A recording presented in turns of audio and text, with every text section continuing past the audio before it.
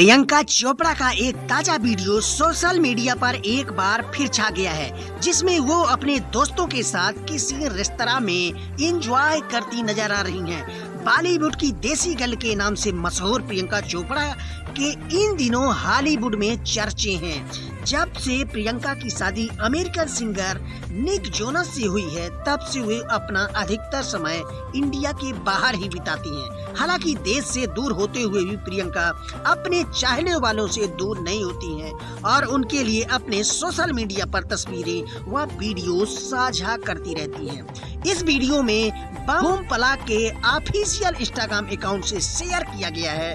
Video में आप प्रियंका के किसी रेस्टोरेंट में अपने दोस्तों के साथ देख सकते हैं। इनमें वो जमकर खाना खाने के बाद इसे पचाते हुए नजर आ रही हैं। प्रियंका चोपड़ा ने इस वीडियो में अपने इंस्टाग्राम स्टोरी पर भी शेयर किया है।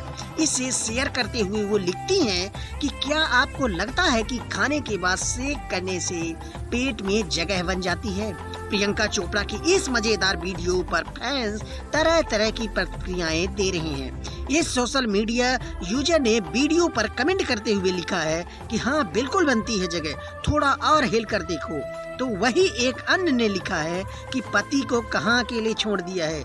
वहीं एक अन्य ने लिखा है कि प्रियंका आई लव यू। इस तरह से ढेरों कमेंट प्रियंका चोपड़ा के वीडियो पर देखने को मिल रहे हैं।